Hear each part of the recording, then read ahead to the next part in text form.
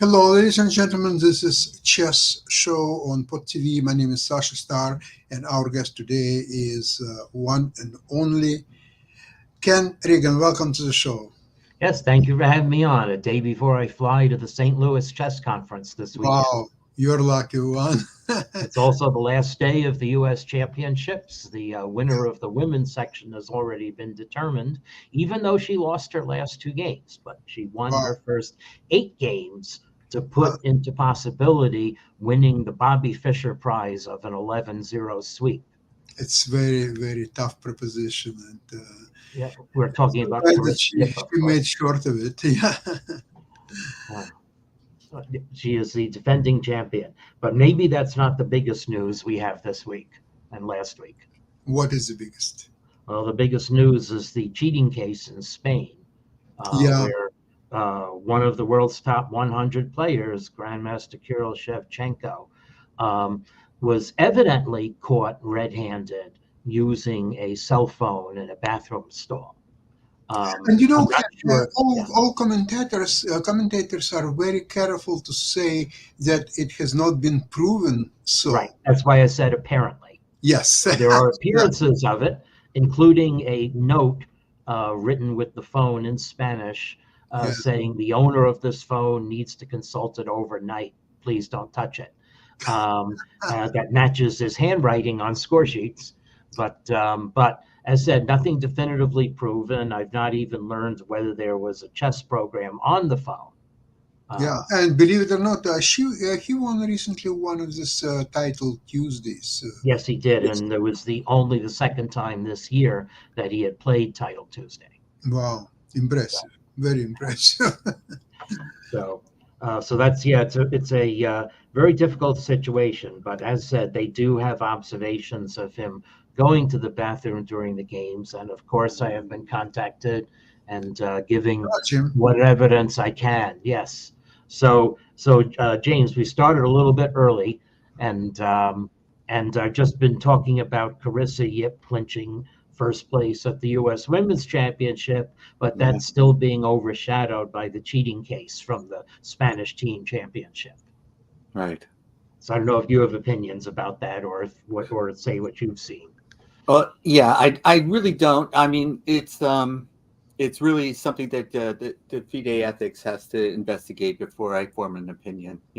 Once they make a determination, right? Right now, it circumstances look bad, Yeah, uh, and but I'd like to see the evidence come in first before right. I say Yeah. So I was I call him a discussing cheater or anything like some that. of the evidence saying, gives the appearance of being caught red-handed, but there Right. still are some gaps, and so Yeah. I don't think the Just full let it story has play come out, out, and we'll see. Right. even from reading newspaper articles in Spanish. But Right.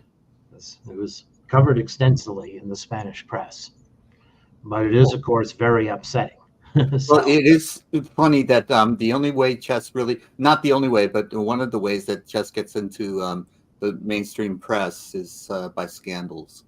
yeah, and of course the scandal at the U.S. Championship with Christopher Woojin Yu, angry after the loss of what he felt was a winning game against Fabiano Caruana. I don't actually think so, but he crumpled his score sheet and then punched for no apparent prompt reason at all a female videographer in the back. Right. So you can't do that.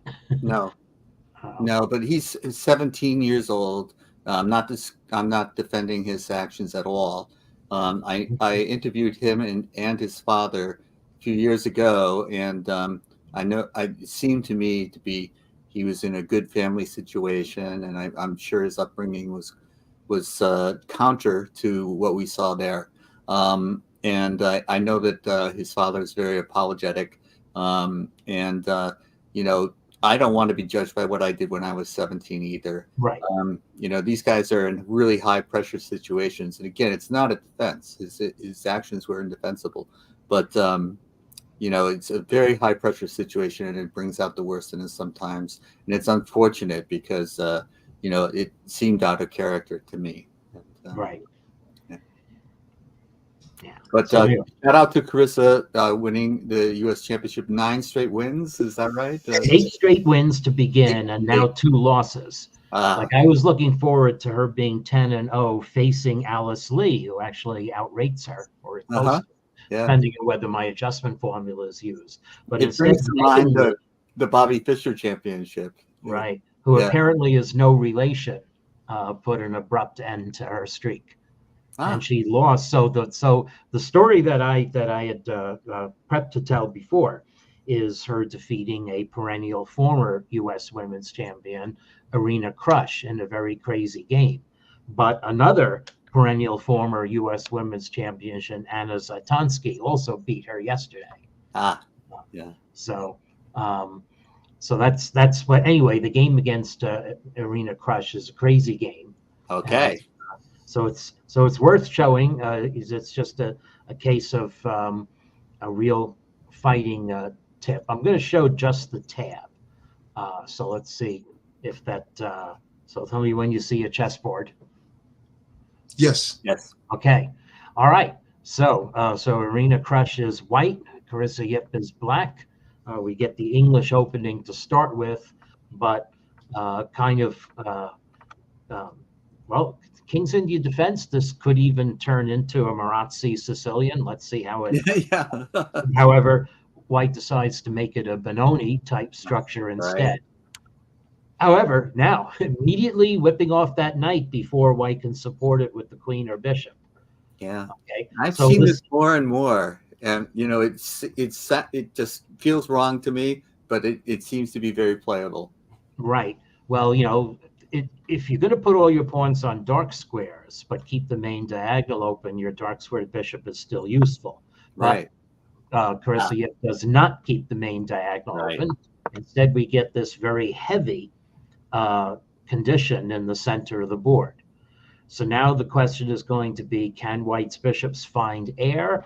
Are Black's knights better? Is White's bishop on f1 going to be tied down to the defense of the pawn on c4? Right. Will things open up on the king side? And the a famous game from 52 years ago, one of the Spassky-Fischer games, saw White come to a very quick end in this structure.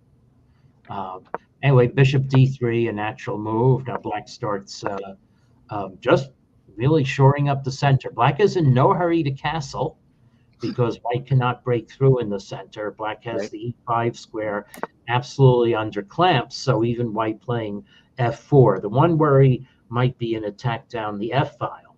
And here we come with some more hyper-modern chess. I would have thought this a weakening, but it stakes out space, and it presages Black's pieces really coming together on the king side once Black's king gets out of the way. Yeah, and it also says knight h6 is my plan rather than knight f6. So. Right.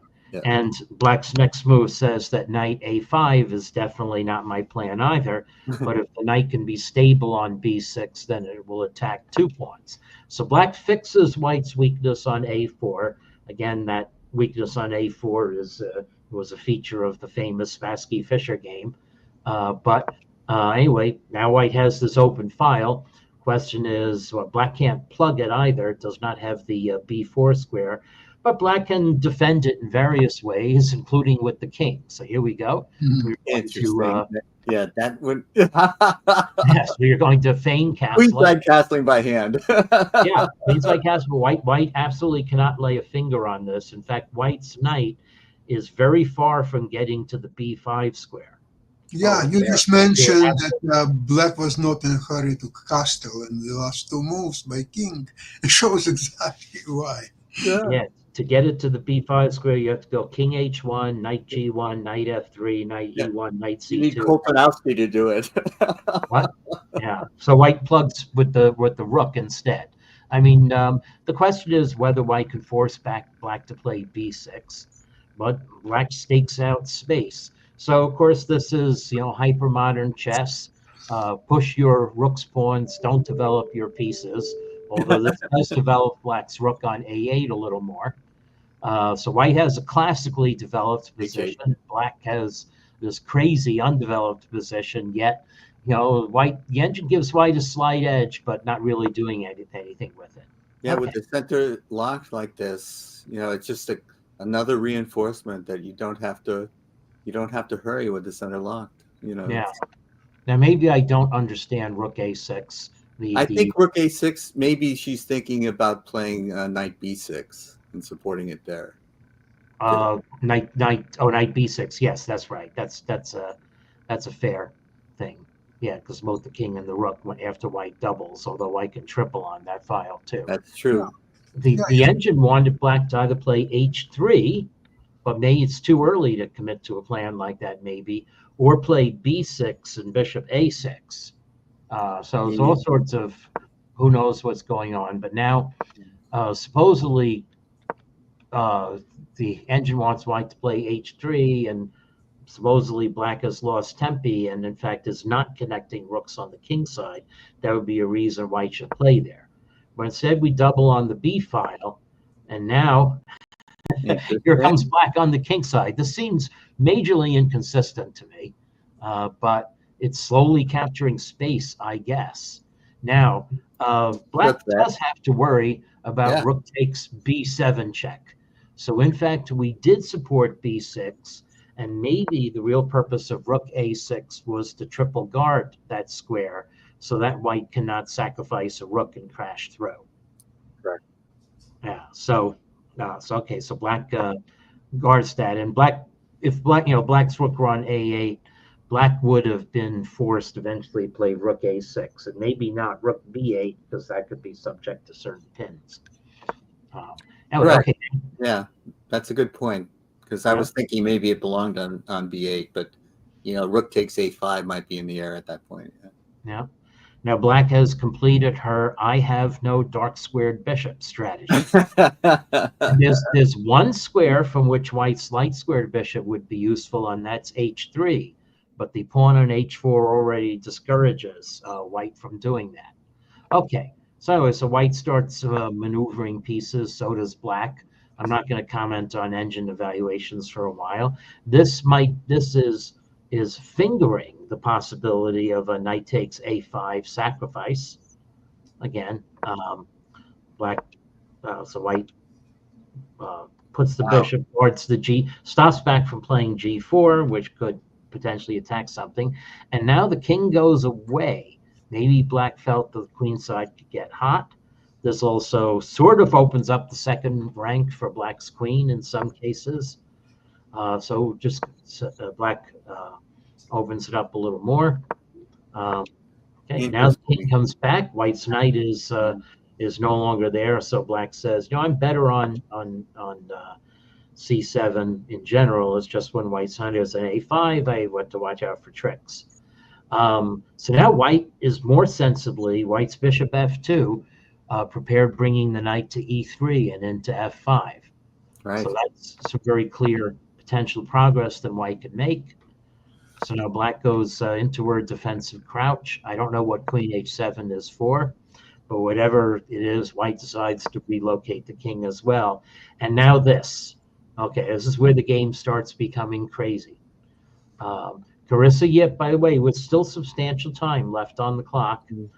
This game is very hard for me to understand, but this F5 looks like it's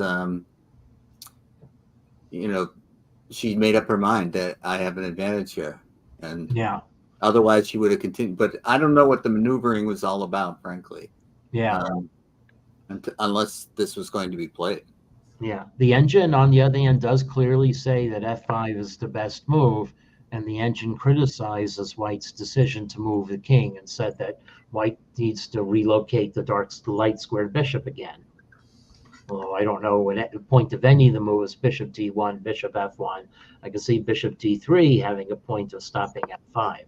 Anyway, here we come. Now the game is suddenly going to open up. One thing this right away is that white's knight gets another good square. So white's knight on G4 is the best piece on the board momentarily, but it can be undermined. So here comes black. Now, black actually has a substantial advantage already. That's amazing to me. Yeah. So now the F3 pawn, is coming under focus. So white decides to get the king off the file, and now that's the chess.com shows that support move saying knight h6, exchanging the knight on g4 was better, but it's that makes sense, doesn't it? Though it was like you said, knight g4 was the best piece, so take right. out. Yeah. Now the engine likes white because now white is going to get the knight to e4, and this is now turning the tables on black. So black didn't have a follow-up. So Well, black does not want white's knight to come to e4 with bishop d3 behind the knight on e4. Black, even if black trades once, even if black trades twice, white probably still, by playing bishop f5, white probably still commandeers the e4 square. Also, yeah. you can't play knight f6 because then b6 is hanging. And also So bishop d3 is coming in too, so it's like right, bishop d3. maybe, So yeah. So the engine does not like this and thinks that white gets a really substantial advantage. So the engine wanted black to play knight f5, bishop d3, and then just unpin and still be harassing white. But anyway, e4. Now Arena captures with the wrong piece. Right. So knight takes e4 was the way to go. Yeah. And I'd like to ask her what she was afraid of. I guess g4, undermining e4 is a continuation, but you have to calculate. It does get crazy. And this knight e5 is in the air too, and yeah. Yep. So oops, g4, then bishop d3. Knight e5 is in the air, but go ahead and capture this pawn. Whoa. Now you've got stuff hanging all over the place. Right. You're also filtering in. So I mean, there's a mate maybe, I don't know. Let's see. Rook takes b6, queen takes b6 check, king d7. I'm sure these are all positions. So the engine says with bishop g5 that white is actually winning this thing. Yep. So I don't. I would just say the reason has to be is that black is not going to be able to defend d6 forever. If I insouciantly take this pawn, what's hanging? I guess mate is hanging. Yeah, it's mate. So never mind. Well, and you still have the e8 square to retreat to, but yeah, but e7. It's very. There isn't a convenient. Oh, good point. Yeah. To guard e7, maybe this. Well, that blocks a flight square. So here, and then this is queen b5 check, king. Oh, you lose a5 with check. I don't know. White just tortures you. It looks like white gets the queen to c7, and then is threatening bishop takes e7, and black's pieces will drop off, and threatening d6 as well. Yeah, but this would have taken some calculation though. And so Arena captured with the pawn, and was simply misunderestimated black's reply. So if black doesn't play f2 right away, white does have a substantial advantage. Okay, but rook takes f2. Wow. Definitely now getting pieces in, and the problem is, well, queen g2 is a threat. This just needs concrete calculation. So Arena goes and captures a pawn. In fact, what Arena should have done was guard the g2 square check, so that black cannot invade it. And now, well, this is actually deemed a mistake by the computer. Instead, the developing move knight g6 coming in was better, but I'm sure this is what Arena thought was going to be played. So we capture, and now white is technically doing all right. The verdict of the game maybe should eventually be a draw by some kind of perpetual check, or just by fortress. Anyway, this is the tabia of the game. Man. And I can't blame white for trying to win this. So white does try to win, but in trying to win plays to lose. Okay, so the game anyway is objectively even at this point. So it's a little bit of shadow boxing going on. And white captures, Now that capture is however should bring nothing but a draw by perpetual check. Okay, so we capture this. Queen b5, still fine.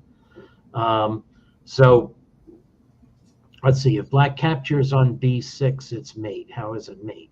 Let's see. If black captures on b6, you capture king d7, and then this is, and the problem is black does not have a not check. defended, yeah. So I'm going to get a move to, to capture your bishop, and then my queen and rook will run wild. So king d8, then rook c8, or let's see, rook b8, I mean. Yeah. So black does not have a check. That's the key point in this position.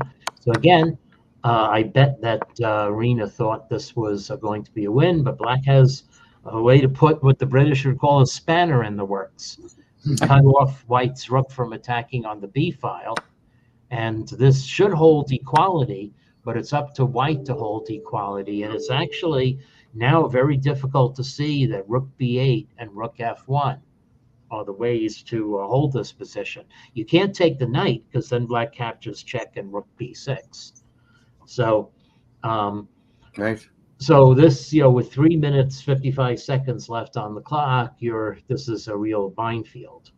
So apparently white can just play rook f1, and then after, if black captures on b6, play rook c7 check, rook f7 check, rook f8 check for a perpetual. But anyway, white captured, very natural thing to do. Okay, so now white, can be an exchange up, but Jennifer, you had calculated this a little better. It's still not lost for white. Yeah, this is a really great game. I mean, I am not equipped to calculate all of this. Yeah, you have to play rook b3. Yeah, and then what? What is black? Then black has to go for it's not a perpetual. Black can play queen g1, and then I guess black always has a perpetual in hand. But let's say I play queen g2 to hold on to the pawn. Okay, now I lose the bishop, and I'm not going to queen fast enough. Right. To let's see, queen here. Or you can make a second queen, but white's rook and queen are going to give mate. Yeah. So, okay. At any rate, white did not play rook b3. White played king b2, which to me, just with 15 minutes on the clock, just looks really, really wrong. I mean, I guess white was trying to control rook b3 would be banged out without thinking. Yeah, or you're not even hiding on a1 because black has the diagonal for checks.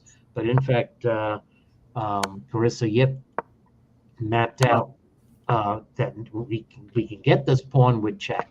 Let's see. Could white have stopped c4 from falling with check? No, there's no square. Let's see.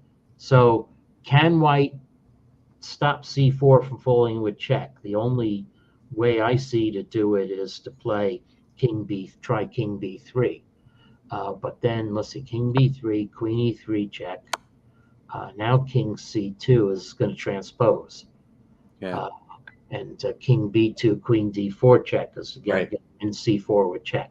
So that will just simply transpose. So queen c2, queen e2 check. And now c4 is falling with check. And this is too bad. Yep. So, yeah. So, really a very striking game. Wow, very impressive. I don't see the response to rook b3. I don't know. Black can hold after rook b3. Yeah, well, it should eventually be latent perpetual checks. Let's see. So the actually it's now the engine's giving black a, maybe this is why Arena feared rook a3, because again your c pawn is falling with check and you're threatened with mate. Right. So you don't have time. So actually this probably is what Arena calculated. Or Arena calculated that this is gnarly. Gotcha. Yep. So again, I just didn't understand this game well enough. Yeah. Wow. Yeah. So let's see a game from the let's take a look at the men's open section. That's all. I have round 4 selected. I want to select all rounds. So it's set up for today's play. So there wasn't any change at the top. So the results. So currently, what we have is we have Fabiano Caruana leading, and then Ray Robeson and Wonder Liang half point behind. Sam Sevian and Hans-Moke Niemann a point behind. So they could still figure in a playoff if Caruana loses. But Fabiano Caruana is playing Sam Shanklin with the white pieces. So what happened to so Wonder Liang drew while Caruana drew? I thought they'd been tied for first, but I must have been looking at something else. They drew each other. You guys have probably addressed this, but why isn't Nakamura playing? That's a very. I actually asked that implicitly, but Nakamura did say around 2021 that he wasn't going to play in the U.S. Championships anymore. Right. That he was semi-retired or maybe focusing just on the opportunity in the candidates tournament. I made a joke that perhaps Nakamura was there as a full-time coach for his wife, Atusa Porkashian, who has been in the middle of the pack, more or less maybe, in the women's. Let's take a look at the standings in the women's overall. We have Carissa Yip, with a 1.5 point lead with the round to go, so she's definitely clinched. Tusha Borkashian is actually toward the bottom with just a win over Gulruk Begim Tokiryonova, who was our force in the Olympiad, along with Carissa Yip. Nakamura has also made it clear that he thinks what's going on online is more important. Yes, that's right. Yes, in fact, he made some statements that I would have to go find and review about increments in chess, saying it's okay to play without increment. That's part of the, online experience in particular. Over the board, maybe dicier when pieces are flying and hands are punching clocks. Right. But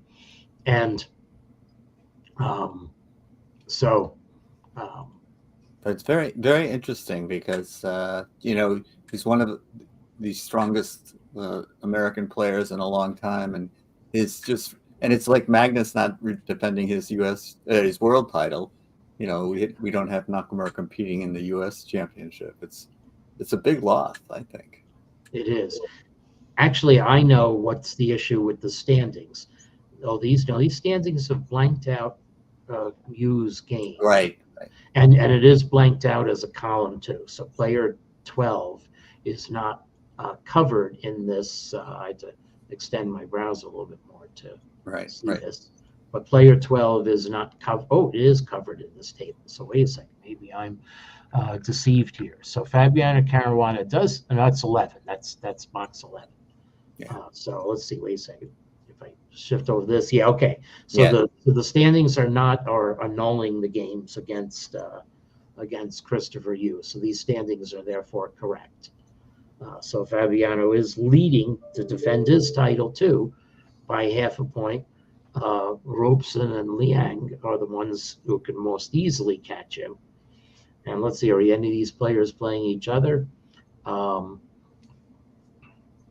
Robeson has the bye. Okay. So Robeson's done. So it's just Liang who can catch him by defeating Lanier Dominguez Perez with white. And then in the other standings, it's Niemann had his bye already. So he and Sevian play each other. So if there's a decisive result in that game, then it would tie if, in fact, Fabiano Caruana loses. But I imagine that Caruana will play professionally to keep the draw, in hand. Yeah. And with the white pieces, and then we'll see if Wonder Liang can make hay against him. So let me just mention, of course, that this is a difference of generations. And I said this about last year's championship too, but it's even more notable that this year's championship has a lot of the players who are still under 21, really. So Mishra, Neiman has just turned 21 this year. And then Sam Sevian is probably older, but he's been a young player for a long time. Yeah, it seems like he's been around. Yeah. And Awonder Liang is definitely new. Abhimanyu Mishra has been having a tough time. Yeah. But he's firmly established as a 2600 level player. Right. If I want to show a notable win by Awonder Liang, then that should be his win against Levon Aronian. So let's go find that.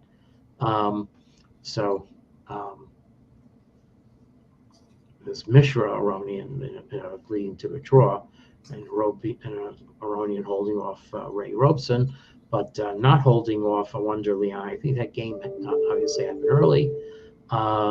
Let's see. Keep on going back here.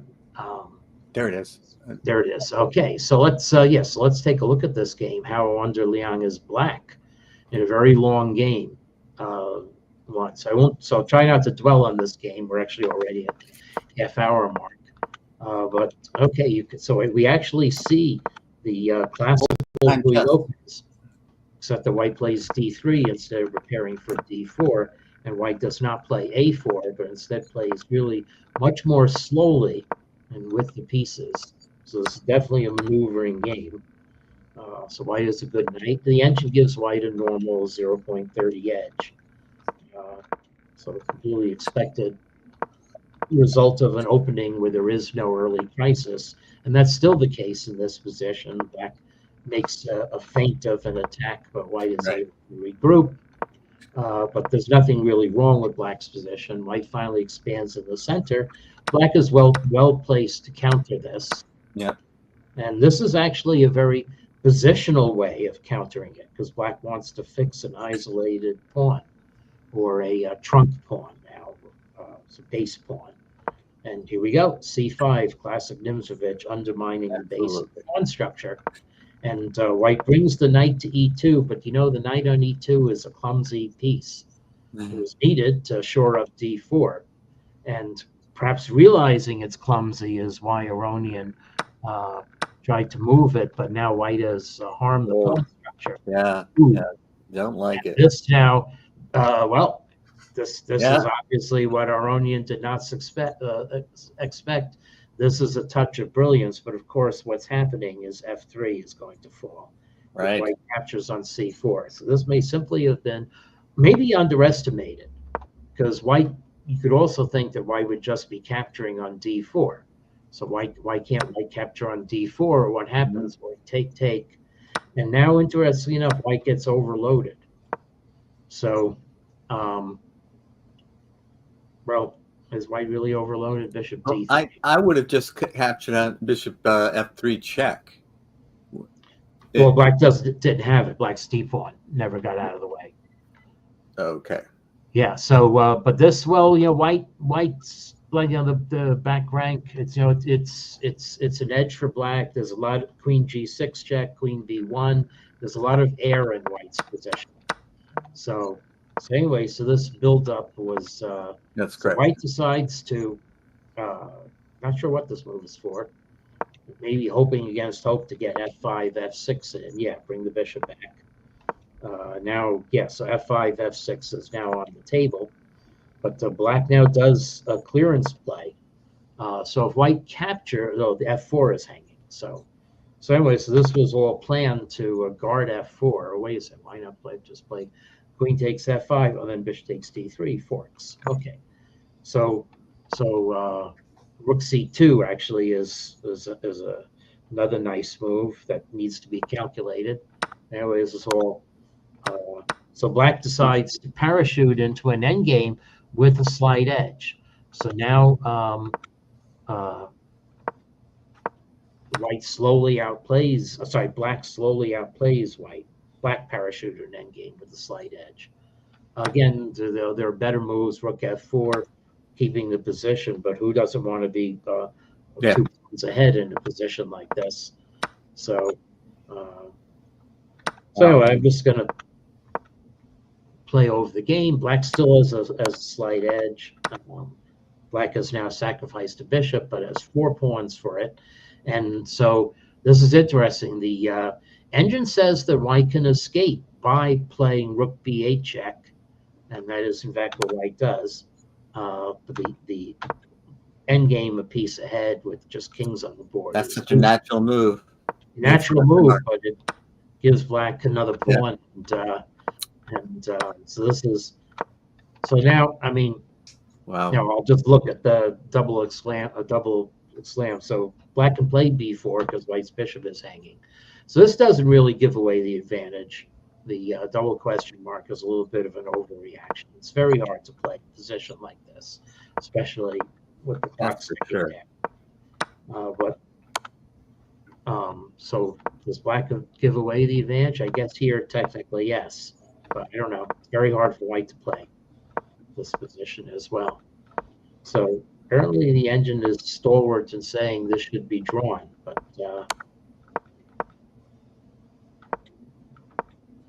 okay, now however, it's the slippery slope maybe could only have been averted by playing rook c3, but this okay. That was for time purposes, probably. Yeah, probably. Now black is able to organize in time.